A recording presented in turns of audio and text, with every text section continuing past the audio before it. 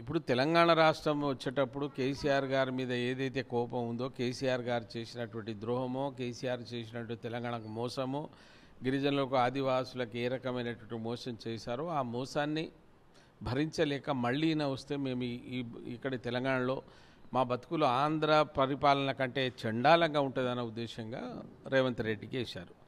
రేవంత్ రెడ్డికి వేయడానికి ఇంకొక కారణం ఉంది. రెండో కారణం ఏంటంటే మహా ఎక్కువ మాట్లాడాడు ఆయన. 420 పథకాలు 6 గ్యారంటీలు ఏవైతే ఉన్నారో ప్రజలకు ఉంటుంది కదా. సరే, ఆ దరిద్రుడు పోతే పోయిండు, కేసీఆర్ అనే దరిద్రుడు పోతే పోయిండు. ఈ రేవంత్ రెడ్డి కాంగ్రెస్ పార్టీ గతంలో కూడా పరిపాలించారు, కానీ ఇప్పుడు ఆయన ఇస్తున్నాడు కదా అని అతనికి ఓటేసి గద్దెనెక్కించారు. కానీ జరిగింది ఏంది? ఇప్పుడు వాళ్ళు చేయించుకున్న సర్వేలో, ఇది నేను చెప్పడం, వాళ్ళు చేసుకున్న సర్వేలో మీరు రేపు గ్రామీణ ప్రాంతాల్లో పోయి చేస్తే కాంగ్రెస్ పార్టీ ఇచ్చినటువంటి 6 గ్యారంటీలు కానీ 420 పథకాలు ఏవైతే ఉందో అటర్లీ ఫెయిల్ అయినాయి. ఉన్నకంటే పోయినడం మంచిదని ఓసారి అంటాం కదా, అటువంటి భావన కలిగించే పరిస్థితిలో ఈయన ఉన్నాడు. ఇప్పుడు ఏం జరుగుతుంది? స్థానిక ఎన్నికలు వస్తున్నాయి.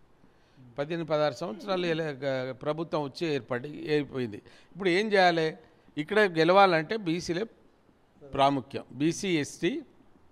ఎస్సీలే ప్రాముఖ్యం అన్న విషయం ఆయనకు తెలుసు.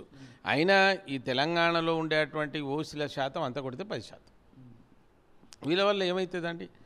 ఏం చేయలేం. కానీ వీళ్ళని ఆకట్టుకుంటే ఏం చేయాలనేది ఇప్పుడు ఒక విచిత్రంగా, అంటే చాలా విచిత్రం అండి. ఈ దేశాన్ని 54 సంవత్సరాలు పాలించేది ఏకదాటి కాంగ్రెస్ ప్రభుత్వం.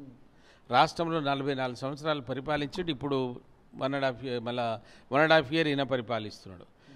ఏదో వీళ్ళ కులాలు తెలియనట్టు, కులాలను వీళ్ళే కొత్తగా సృష్టించినట్టు, కులాలని దేవతలు సృష్టించి వీళ్ళ మీద ఈ గణన చేసినాం, అది ఎట్లా చేసినాం, దీని ఏదో పవర్ పాయింట్ ప్రజెంటేషన్ చేసి, ఇది పవర్ పాయింట్ ప్రజెంటేషన్ చేసి కులగణం చేసినందుకు ముఖ్యమంత్రి గారి ఆస్కార్ అవార్డు అదే. ఇక అవన్నీ నేను చెప్పలేను, అది ఏందో ఏమో ఎవరికి అర్థం కాదు.